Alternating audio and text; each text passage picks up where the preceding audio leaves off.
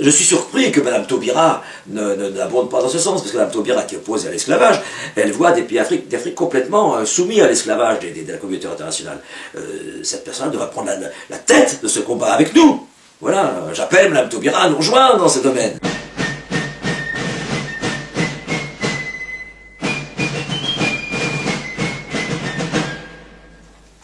Bernard Chalumeau, bonjour. Bonjour Christopher Links. Est-ce que vous pouvez vous présenter pour les auditeurs qui ne vous connaîtraient pas? Eh bien, je suis Bernard Chalumeau, bien entendu. Je suis secrétaire général de l'Alliance pour la souveraineté de la France depuis 1997. C'est le premier mouvement patriotique et souverainiste français qui a été créé dans notre pays, avec Francis Choisel comme président et moi-même comme secrétaire général. Je suis toujours secrétaire général de cette association loi de 1900. Donc il y a eu une période d'inactivité, mais qui redémarre. Oui, on a eu une période d'inactivité parce que l'objectif de l'Alliance, c'est essentiellement de lutter pour le maintien de la souveraineté française. Et cette souveraineté a été mise à mal par un certain nombre de traités européens. Hein. Donc à chaque fois qu'il y a un traité européen qui met à mal notre souveraineté et nos institutions, nous sortons la tête de l'eau. Nous avons tellement bien sorti la tête de l'eau au moment de la constitution Giscard d'Estaing qu'avec nos membres et tous les gens qui étaient de notre idée, nous avons réussi à la faire repousser par le peuple français. Bon. Depuis, il y a eu M. Sarkozy nous l'a réintroduite, et depuis, on n'a plus, hélas, de combat institutionnel proposé par les gouvernements, puisqu'on ne propose plus de référendum. Alors maintenant, on repart, parce qu'on s'aperçoit que nos institutions sont complètement mise à mal par les traités européens, et donc on repart pour continuer, pour aboutir au retour de notre souveraineté sur notre territoire.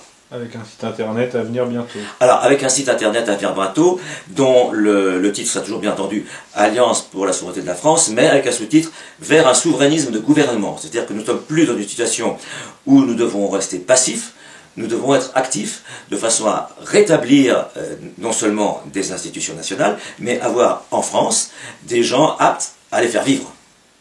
Très bien. Alors vous qui êtes attaché à la Constitution, en quoi une Constitution selon vous est-elle capable de protéger le peuple lorsqu'on voit par exemple les modifications qui ont été faites sur notre propre Constitution jusqu'à la détourner totalement de sa fonction première?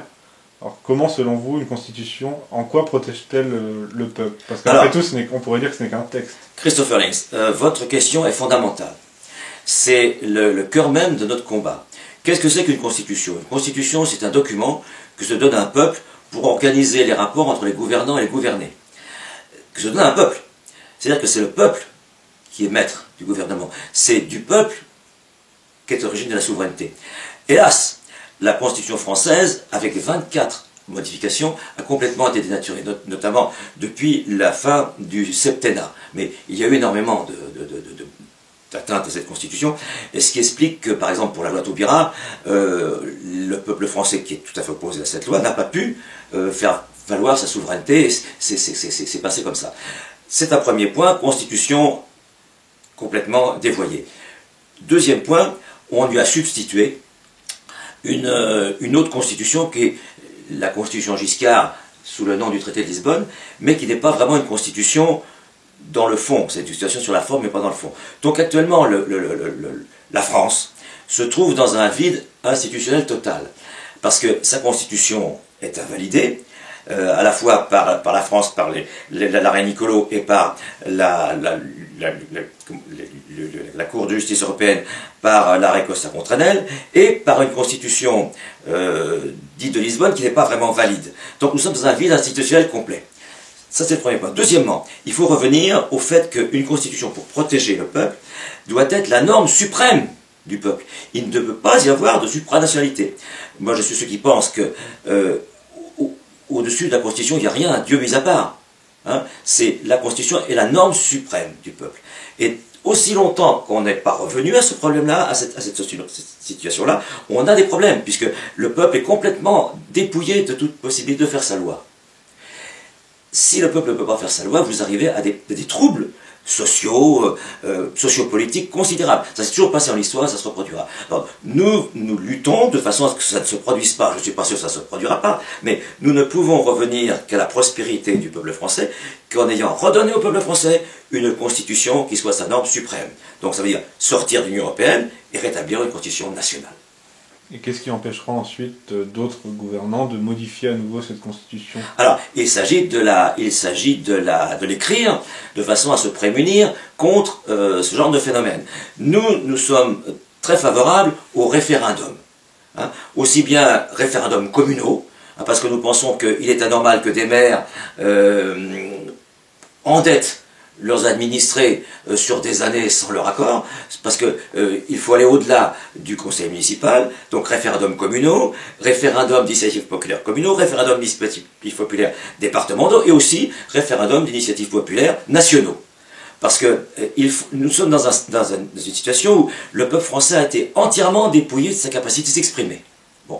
Donc on a devant nous des chantiers immenses où il faut lui donner la possibilité de s'exprimer, et c'est en faisant en sorte que le peuple français participe à sa vie politique dans les années qui viennent, que l'on va rétablir vraiment une unité nationale. Donc à chaque changement de la Constitution, il faudrait selon vous consulter le peuple français? Il faut consulter le peuple français à chaque changement de Constitution. On a vu quoi actuellement? Les 24 modifications constitutionnelles ont été faites par le Conseil constitutionnel, enfin ils sont faites par la voie parlementaire, et le Conseil constitutionnel a été saisi, mais on s'est aperçu à plusieurs reprises, avec des députés européens comme Georges Berthu, qui était vice-président de la commission institutionnelle au Parlement européen, qui me donnait les informations. Curieusement, un certain nombre d'atteintes à la souveraineté nationale étaient oubliées par le Conseil constitutionnel. Donc, en même temps que nous réinstallons une nouvelle constitution, nous proposons de modifier le système du Conseil constitutionnel. Nous sommes favorables à instituer un haut conseil de la souveraineté, dans lequel il soit vraiment, l'objectif de ce conseil soit vraiment d'examiner si les propositions gouvernementales vraiment portent atteinte ou non à la souveraineté nationale. Et complètement, peut-être avec des jurisconsultes, des gens indépendants, et non pas des gens complètement sortis des gouvernements. Je crois qu'Éric Zemmour, dans son dernier livre, évoque justement le Conseil constitutionnel et sa tendance à se référer à des lois, à des droits qui ne sont même pas nationaux, comme par exemple les droits de l'homme. Oui, alors effectivement, on a deux dérives. Vous avez raison de signaler ça, c'est important. Il y a deux dérives. Il y a cette dérive-là au niveau du Conseil constitutionnel, et il y a la même dérive, encore pire, au niveau de la Cour de justice européenne. On s'aperçoit que la Cour de justice européenne s'auto-saisit, hein, ou se saisit de causes, une fois qu'elles sont jugées, sont applicables à l'ensemble des États membres. Bon, donc ça bouleverse complètement notre droit. Notre droit est bouleversable par ce phénomène de la Cour de justice européenne du traité de Lisbonne. Il ne serait pas bouleversable si la Constitution était notre règle suprême. Il n'y a rien au-dessus. Bon, il faut revenir à ça. Si nous ne revenons pas à ça dans les délais très courts, le pays peut basculer dans des problèmes graves, guerre civile ou émeute. Hein. On ne peut pas. L'histoire des nations du monde montre qu'on ne peut pas dépouiller les gens de leur capacité de faire eux-mêmes leurs lois. Que ce soit une toute petite tribu du fin fond de l'Amazonie ou une nation comme la France, ça ne peut pas durer. Tout à l'heure, vous avez dit qu'il ne doit rien y avoir au-dessus de la Constitution, Dieu mis à part. Oui. On en avait parlé, je crois, récemment. Est-ce que vous pensez qu'il doit y avoir un cadre moral et religieux qui encadre la Constitution? Alors, si vous voulez, ça c'est une très bonne question. Quand vous voulez faire une loi, il y a 4 étapes. Il y a le légal, la légalité. C'est un Parlement qui le définit. Au-dessus de la légalité, vous avez la légitimité. Par exemple, vous sortez de votre maison, il est légal de rouler à droite. Bon, et on estime que c'est légitime parce que c'est normal, les gens l'admettent. Au-dessus de la légitimité, vous avez la moralité. Parce que, ok, on dit, c'est bien que tout le monde roule à droite, parce que sinon je vais tuer le gars d'en face. Bon, donc il y a la moralité. Et au-dessus de la moralité, vous avez la spiritualité. Et à partir du moment où une loi ne suit pas ces 4 étapes, elle est caduque. Par exemple, la loi Taubira, elle ne suit pas ces 4 étapes-là. Elle est légale, parce qu'elle était plus ou moins votée par un Parlement. La légitimité est très faiblarde, parce qu'on ne voit pas ce que ça nous apporte. Sa moralité est nulle, et sa spiritualité est inexistante. Donc cette loi Taubira ne vaut rien, et ne perdurera pas. Bon, donc, on s'est aperçu, même Bonaparte, qui a rétabli un certain nombre le concordat, etc. Bon, vous ne pouvez pas diriger un peuple sans avoir cette étape, ces étapes-là, et sans une étape, un stade au-dessus qui soit l'étape spirituelle. Napoléon disait on ne gouverne pas sous un ciel vide. C'est une bonne remarque, je ne la connaissais pas, je vous remercie. Alors, quand on a parlé de protéger justement la Constitution, et comme le disait Bismarck, la force prime le droit. Donc, est-ce que vous considérez qu'il doit y avoir un État fort qui serait indispensable pour justement être le garant de cette Constitution? Oui, je suis favorable à un État fort. L'État fort, ça ne veut pas dire un État totalitaire. L'État fort devient fort quand il y a participation des citoyens à l'État. Hein, le général de Gaulle était un de ceux, des derniers d'ailleurs, qui poussait cette idée. Hein. Dans les rapports entre les gens, dans les rapports entre l'État ou dans une entreprise, vous avez la fissio societatis, c'est-à-dire que si les gens adhèrent à votre projet, ben ça marche. Bon, donc tout ça s'engraine. Hein. Il faut faire. Les Français ont tellement été très souvent et si violemment privés de leur droit d'expression. Aujourd'hui, on appelle ça la pensée unique. Hein, bon. Ben non, on ne peut pas continuer. Il y a des richesses dans la pensée de chacun. Ces richesses sont les richesses nationales, elles doivent s'exprimer. Et s'exprimer par la voie référendaire. Bon, la Constitution doit le prévoir et on la met en œuvre. Avec des barrières qui sont le Conseil supérieur de la souveraineté pour éviter des dérives et qu'on retombe dans les mêmes travers. Hein. Donc, Constitution avec référendum et un Conseil qui vérifie que le peuple est resté souverain et le demeure. Parlons de droit international à présent. Oui. Alors, dans l'affrontement que se livrent les États-Unis et la Russie, oui. On peut observer que les Américains prétendent agir au nom de bons sentiments comme les droits de l'homme ou la liberté, avec un grand L, alors que de l'autre côté, on a un Poutine qui, en bon westphalien, agit selon l'intérêt de la Russie et selon le respect de la souveraineté des autres États. Oui. Est-ce que vous pouvez nous dire en quoi la vision westphalienne des relations internationales est, selon vous, supérieure? Oui, alors, d'abord, je vous remercie de me poser cette question parce que j'observe que Vladimir Poutine respecte les principes westphaliens. Les principes westphaliens, ce sont les principes qui ont prévalu lors de l'établissement du traité de Westphalie en 1648 et qui ont, ne l'oublions pas, été la base du droit international jusqu'à la mise en place de l'ONU.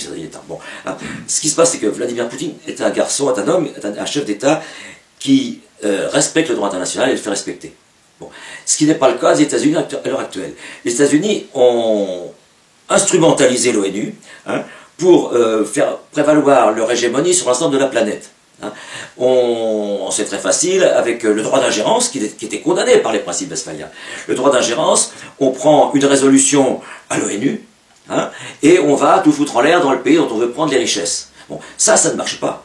Hein. Et actuellement, le seul chef d'État, à ma connaissance, qui s'oppose à ce principe scélérat, c'est Vladimir Poutine. Il faut bien s'en rendre compte. Bon, donc, en même temps que, comme on le disait tout à l'heure, les États doivent redevenir souverains avec une constitution nationale, leurs normes suprêmes, il faut revenir à un système international, westphalien. Et en même temps que je milite pour un organe souverainiste national, je milite pour transformer l'ONU en, ça je ne le verrai pas, mais vous le verrez certainement vous-même, en Organisation des Nations Souveraines, en ONS. De façon à ce que, parce que quand on regarde la charte de l'ONU, elle ne protège pas assez les souverainetés des États, et par le biais du droit d'ingérence qui a été institué par des gens comme, je crois, monsieur Kouchner, n'est-ce pas, bon, eh bien, tout ça doit être abandonné, vous comprenez. Bon. Et l'ONU actuellement est trop dans la main des États-Unis. Hein. Bon, donc il faut que ce soit une institution, on examinera comment se fera le droit de vote là-dedans, mais où les principes westphaliens doivent prévaloir. Et ainsi, on n'arrivera plus à la paix, parce qu'il faut se dépêcher, parce qu'on peut très bien avoir un conflit mondial dans les années qui viennent, actuellement. Donc, il serait bon de remettre ces principes westphaliens en place très rapidement, parce qu'on ne prend pas le chemin de la paix actuellement. Hein. Est-ce que vous voyez, en parlant de Vladimir Poutine, est-ce que vous voyez en lui un modèle à suivre pour les Français désireux de recouvrer leur souveraineté et leur grandeur? Alors, si vous voulez, Vladimir Poutine, vu de l'extérieur, est un chef d'État qui défend les intérêts de son pays. Ce qui n'est pas tellement le cas d'une autre aujourd'hui, pas plus que c'est le cas d'autres chefs d'État qui respectent les traités de l'Union européenne. C'est pour ça que Vladimir Poutine était mis encore, ces derniers temps, lors du G20, était quasiment mis au banc de la communauté internationale. Il a d'ailleurs dû quitter précipitamment le G20, tellement il était mis de côté. C'est vraiment un affront énorme pour ce grand chef d'État. Bon. Vladimir Poutine, en ce sens, d'ailleurs, il a fait quelque chose d'extraordinaire. Moi, je me demandais comment l'Union soviétique allait sortir du communisme. Ils sont sortis du communisme. Alors, ils sont sortis du communisme grâce à deux éléments. Voilà quelle est mon analyse. D'abord, ils ont eu Vladimir Poutine. qui est un garçon qui a réussi à tenir le coup vis-à-vis d'un certain nombre d'oligarques qui avaient subrepticement repris les pouvoirs et les rênes en sortant du communisme, et aussi il s'est appuyé sur l'âme russe. Il l'a pas fait tout seul. On s'aperçoit que malgré 70 ans de communisme, l'âme russe a subsisté. C'est-à-dire que la spiritualité dont on parlait tout à l'heure a subsisté en Russie. Oui, c'est impressionnant. Et on voit, exactement, et on voit à chaque fois que Vladimir Poutine parle, il y a un peuple à côté de lui, il s'appuie sur le clergé russe. Il faut savoir, on l'ignore en France, mais Poutine a reconstitué des basiliques. Philippe de Villiers avait dit en Occident on construit un McDo par jour, en Russie on construit une église orthodoxe par jour. Oui. Donc, si vous voulez, c'est pour ça que ce qu'on dit actuellement est très important. On ne peut pas se défaire de la spiritualité pour mener une population. À chaque fois qu'on s'en est défait, nous Français, on est tombé dans les pires misères. Bon, Vladimir Poutine a réussi ça. C'est extraordinaire, ce garçon. Parce que quand on fait 70 ans de communisme, on est enfoncé dans les pires tourments économiques, sociaux, politiques. Bon, il y est parvenu. Bon, alors, ce qui se passe, c'est que son pays actuellement est en pleine expansion. Hein, mais il est menacé. Le comportement de Vladimir Poutine est un petit peu imposé par la position géographique de la Russie. Le général de Gaulle disait que la politique des États est entièrement conçue dans leur situation géographique.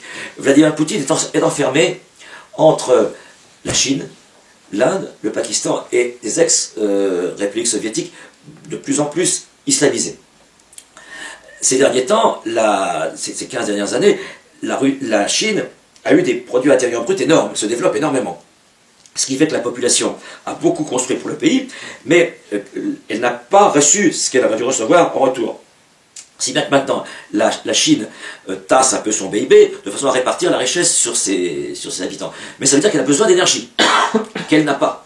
Bon, donc la plupart des ressources énergétiques et minières sont chez les Russes. Bon, donc Poutine a tendance à gérer ça de façon à ne pas être envahi, quoi. Bon, donc il est obligé d'avoir une politique telle que la sienne. Et elle est bonne. Bon, ça veut dire que il ne peut pas continuer à être à la fois enfermé par tous ses voisins et avoir aussi une oppression de l'Union européenne. À un moment donné, enfin je suis de ceux qui pensent qu'il aura besoin d'appui de chefs d'État européens. C'est ce qu'il cherche d'ailleurs. Eh bien, s'il le cherche, c'est très bien, voyez-vous. Hein, parce que dans le monde, actuellement, il y a un déséquilibre monétaire considérable. Le général de Gaulle disait que partout, il faut essayer de rétablir les grands équilibres. Bon, eh bien, il n'y a que Vladimir Poutine qui les rétablit. Alors, je ne sais pas si vous savez, mais ces derniers temps, il a institué quelque chose d'extraordinaire avec, je crois, la Chine et la Biélorussie. Il a institué un nouveau système de cotation des monnaies. Et ça fait beaucoup de mal aux Américains, ça fait beaucoup de mal aux Européens. La Chine, et lui-même, et la Chine surtout, en a marre d'être payé avec des euros dévalués et des dollars dévalués. Bon, tout ça contribue à mobiliser Poutine dans la voie qui est la sienne. Bon. Et ça le poussera, lui et ses successeurs, dans une voie telle qu'ils seront obligés de se rapprocher de la France. Bon.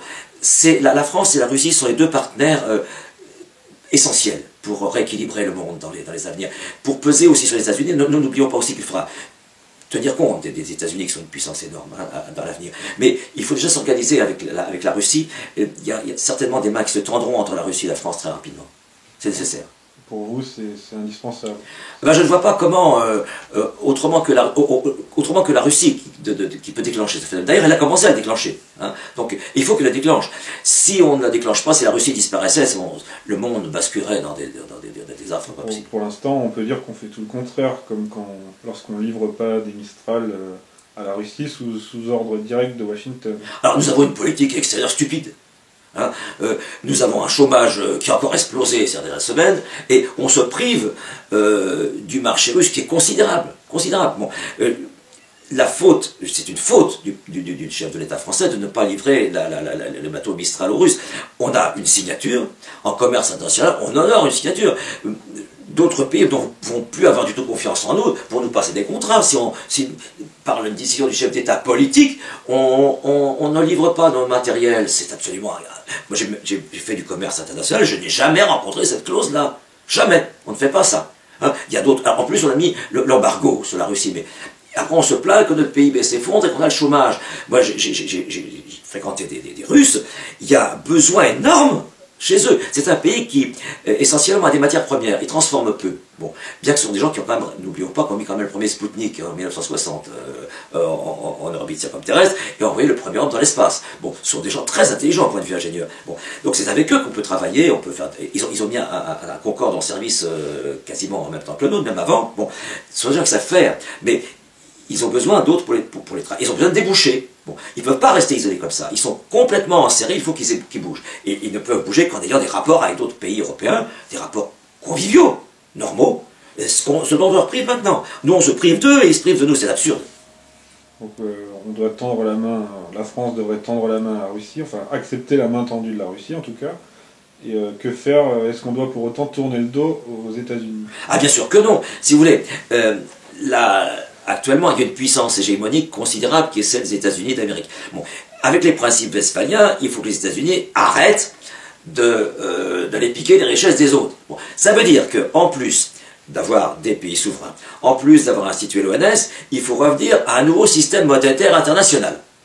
Hein? Alors, il y a des pays comme la Russie, qui sont clairvoyants, comme la Chine, qui est clairvoyante, qui achètent de l'or. Nous, on vend notre or, c'est stupide. Bon, mais il ne faut pas que le prochain système monétaire international ne soit basé que sur l'or. Nous pensons qu'il faut qu'il soit basé sur d'autres éléments. L'or, bien entendu, sur des matières premières et aussi sur des richesses telles que le blé, de façon à... On a un problème avec l'Afrique. Hein. On a fait l'erreur d'accrocher le franc CFA à l'euro. On a appauvri l'Afrique. Il faut que l'Afrique retrouve son indépendance économique.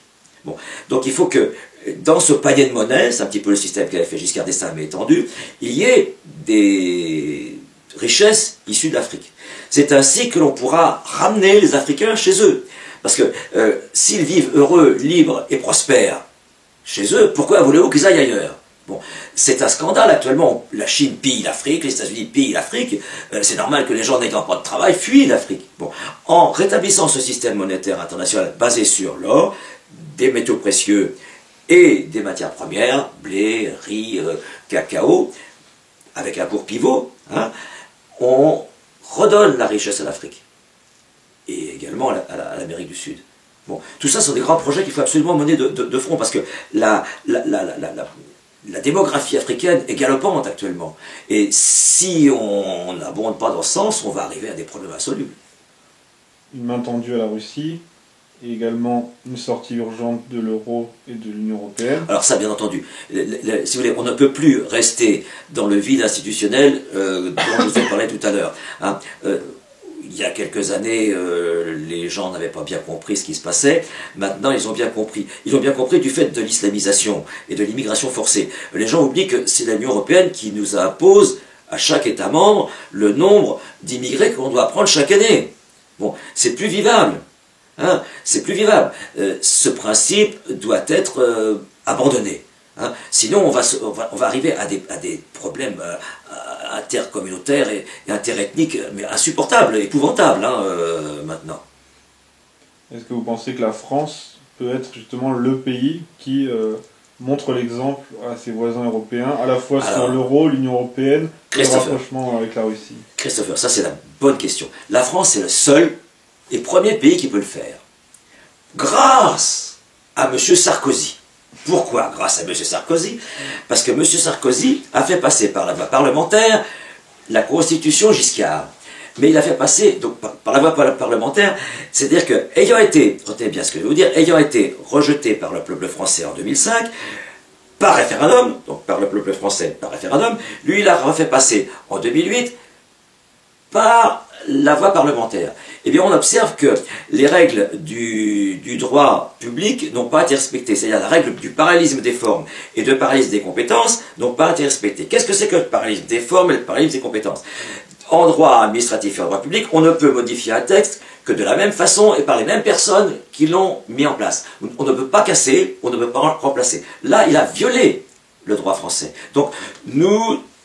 Je l'ai dit, et de nombreux jurisconsultants ont l'affirmé, le traité de Lisbonne n'a pas force exécutoire sur le territoire français.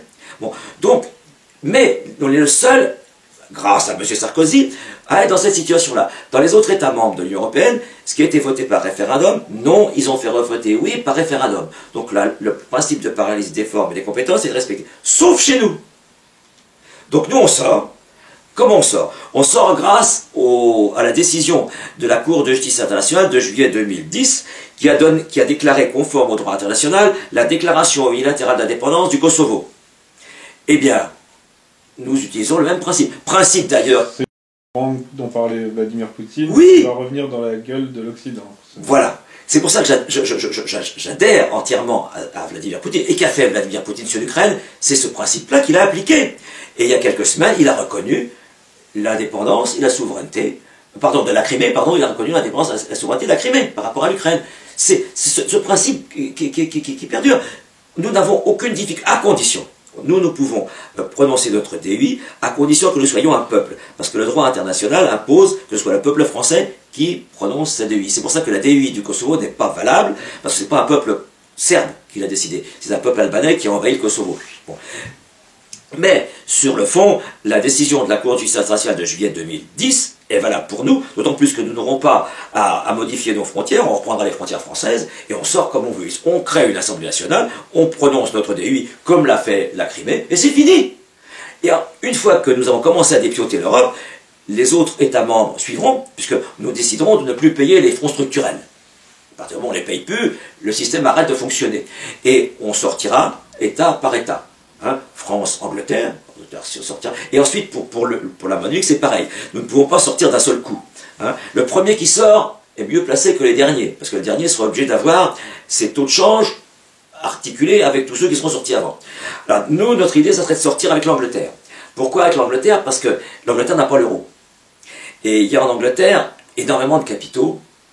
On n'a pas que des amis en Angleterre. Hein. Bon, donc il faut réussir à s'entendre avec les Anglais. Et comme l'Alliance pour la sûreté de la France a des liens très étroits avec des gens comme Nigel Farage et l'UKIP, qui seront très vraisemblablement ministres Premier ministre d'Angleterre dans très peu de temps, c'est facile. Bon. Ensuite, on fera France, Angleterre, Allemagne, et ainsi de suite, petit à petit, de façon à ce que les cours de change soient équilibrés. Hein. Mais il ne faut pas perdre de vue aussi qu'il faut ne pas perdre de vue les États-Unis, ne pas perdre de vue la Chine et ne pas perdre de vue la Russie. Parce qu'on oublie qu'une grande partie des euros, peut-être la majeure partie, est en Chine.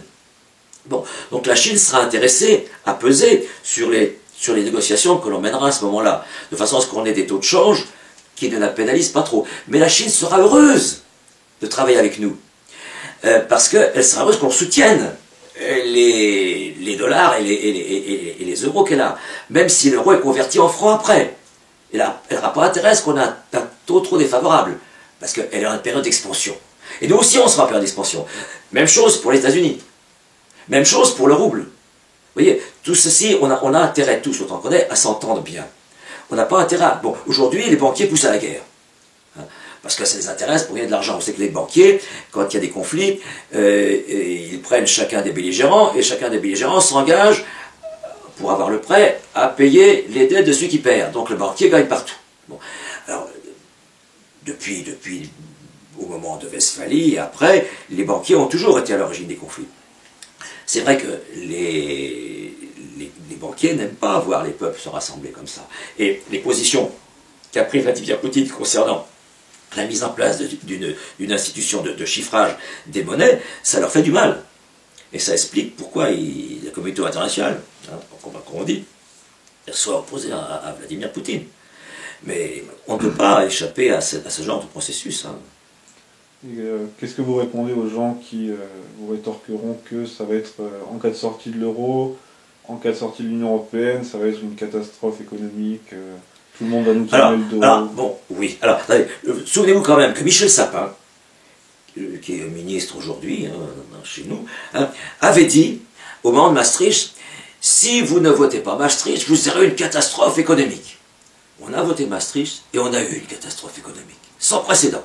Bon, on a mis 4 ou 5 ans à s'en sortir. Hein. Alors, peut-on croire ces gens-là? Moi, je dis que nous n'aurons pas de catastrophe économique. Nous aurons une catastrophe économique si nous n'en sortons pas. Moi, j'ai un ami qui s'appelle Georges Berthu, il a écrit un livre, À chaque peuple sa monnaie, il a expliqué que pour l'euro, il y a 2 cas de figure. Hein. Ou bien, on sort de l'euro avant le drame, et on essaye de sauver tout ce qui peut être sauvé, ou bien l'euro descend en flammes, et c'est l'épouvante. Hein, aujourd'hui, que fait l'Union européenne? On a institué, depuis Maastricht, Amsterdam, Nice, Lisbonne, des plans de stabilité, des plans de convergence. Encore récemment, le TSCG, le traité sur la gouvernance européenne, pour converger. Mais tout le monde diverge. Tous les États d'Europe divergent, sauf on converge vers la misère. Alors, est-ce que c'est ça l'issue? Il faut attendre que tout le monde soit dans la misère la plus totale, que l'on s'affronte les uns les autres, intercommunautaires, entre gouvernements et les populations. Est-ce qu'il y a quand même intérêt à, pendant qu'on est encore dans une paix relative, à s'entendre pour sauver tout ce qui peut être sauvé? Donc, il n'y aura pas de drame. Techniquement, le fait de passer mécaniquement d'une main à une autre, ça prend quelques jours. Hein. D'autant plus que la monnaie fiduciaire, les billets, les pièces que l'on a, est une faible quantité en circulation par rapport à la monnaie scripturale qui est sur nos comptes chèques postaux, ou sur nos comptes en banque. Donc c'est très instantané. Bon, le problème que l'on a, c'est ce que j'expliquais tout à l'heure, c'est de fixer les taux et de les tenir. De fixer les taux et de les tenir. Hein. Pour les tenir, il faudrait bien entendu s'entendre avec l'homologue du pays en question, avec l'anglais, avec l'allemand, hein, avec qui on négociera, et qu'il n'y ait pas un problème dans les jours qui suivront, où les banquiers peseront sur les monnaies pour en faire varier les cours. Donc on sera obligé d'un certain temps de mettre des contrôles d'échange, c'est assez sévère. Hein. Bon, de façon, parce que dans un phénomène comme ça, il y a des problèmes transitoires, hein, il y aura des points, bon, et il faudra se prémunir contre ça. C'est faisable techniquement. Hein. Bon, mais d'un autre côté, il faut être très ami avec les gens avec qui on discute, de façon à ce que le gars en face ne fasse pas une dévaluation soudaine qui nous handicape après nous. Donc il faut fixer des cours qui soient tenables. Bon, ces cours, le calcul de ces cours tenables peuvent être effectués, c'est facile, et on les tient. Hein, et on les tiendra d'autant mieux quand on n'aura pas d'ennemis avec la Russie, pas d'ennemis avec la Chine, etc. Parce que eh bien, je pense que les grands équilibres ne peuvent se rétablir comme ça, et les dirigeants chinois, américains, russes, anglais, français, souverainistes et patriotes auront intérêt à ce que cet équilibre se rétablisse, parce que chez eux aussi, ils sont menacés par des luttes, des crises internes. Bon. Donc ces crises internes ne peuvent être évitées que comme ça. Et concernant la dette immense qui a été accumulée, est-ce que selon vous il faut la payer? Alors la dette qui a été accumulée, elle a deux grandes parts. La première part, qui est sur les 2000 milliards de dettes actuellement évoquées, il y en a 1500 qui sont dus à la loi de 73. Pompidou, Giscard, Rothschild. Hein. Cette loi impose à la France d'emprunter à des banquiers privés plutôt qu'à emprunter à une banque centrale française. À taux zéro, parce que là on est obligé d'emprunter à 7, 8, 10%. Bon. Cette loi doit être abolie. Hein. Ensuite, nous devons pousser pour rétablir une banque nationale indépendante. Hein. On se souvient que le traité de Maastricht impose par l'article 108 que ce soit la Banque Centrale Européenne qui soit indépendante. La Banque Centrale Européenne a acquis une indépendance qui ne permet pas aux États membres de peser sur sa politique financière. Ça, c'est très mauvais. Donc, en sortant de l'UE, on récupère notre autonomie financière. Voilà une autre point de vue auquel il faut qu'on s'attache. Mais ça, les banquiers ne vont pas aimer du tout, hein, parce qu'ils perdent. Alors, donc, les 1500 milliards qui sont là sont de l'argent qu'on a foutu en l'air. Hein, et on a alimenter les banquiers avec ces 1500 milliards. Et aujourd'hui, on a, avec notre système économique actuel, avec le système de Maastricht, le système de Lisbonne, et notre chômage, on n'a plus les moyens de rembourser ne serait-ce que la charge de la dette.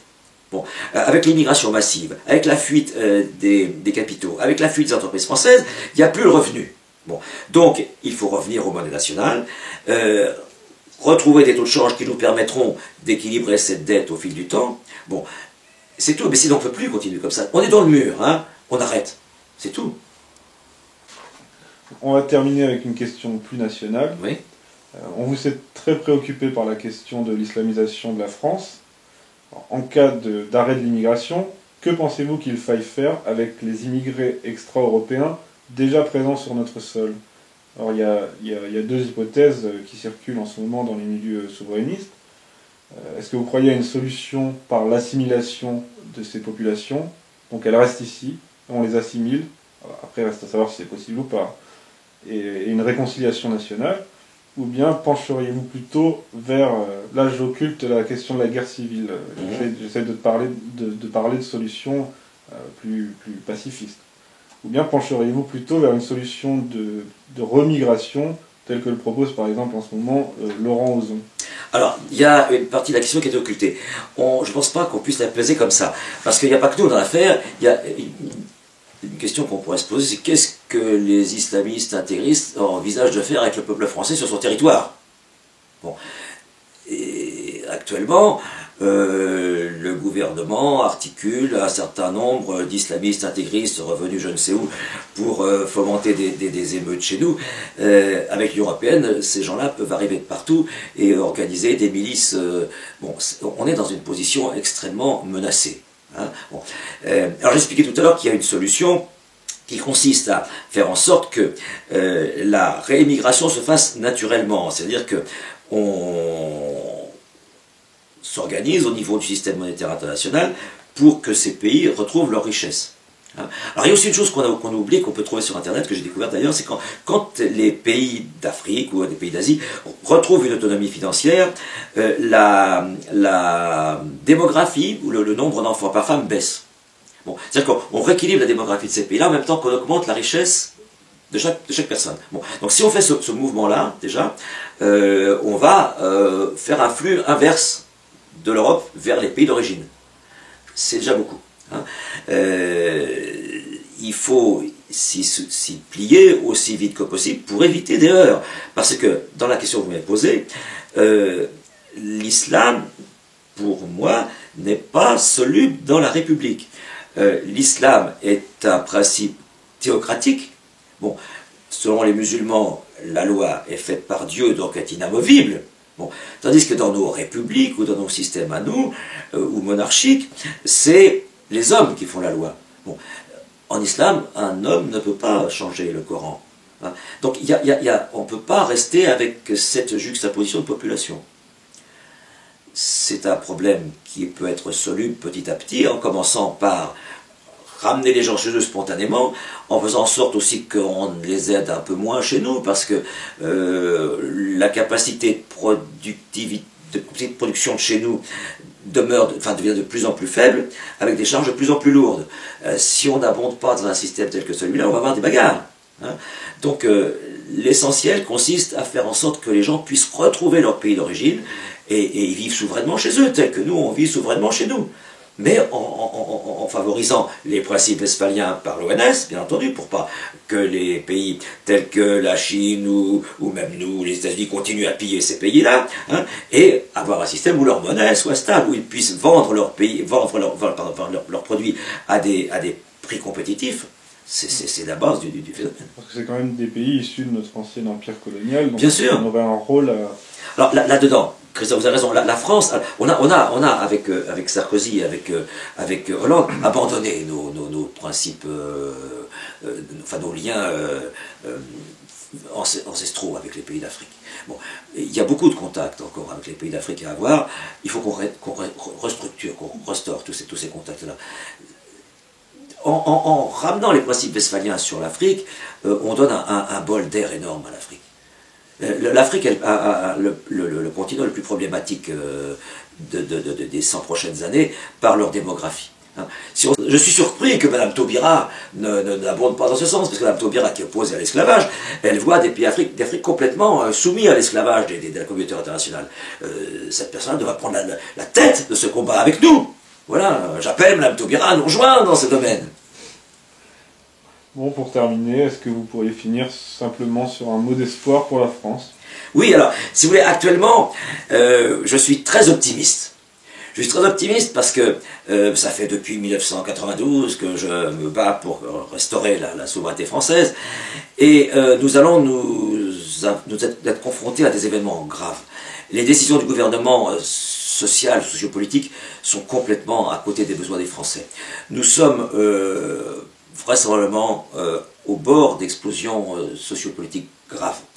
Par contre, et ça je peux vous le dire en connaissance de cause, je rencontre de plus en plus, jour après jour, autour de nous, des jeunes Français, très jeunes, patriotes, mus par le sentiment patriotique, mus par le sentiment souverainiste, qui ont réussi à passer à travers le filtre accrétinisé d'éducation nationale. Ils ont une grande maturité politique, ils ont un amour du pays très fort, et ils ont vraiment la fibre de la résistance. Et ce sont des gens qui écoutent les plus anciens comme nous, et qui en font leur profit, donc ils sont la France de demain. Et ce phénomène-là existe simplement depuis 3-4 ans, et je suis très optimiste parce qu'il existe.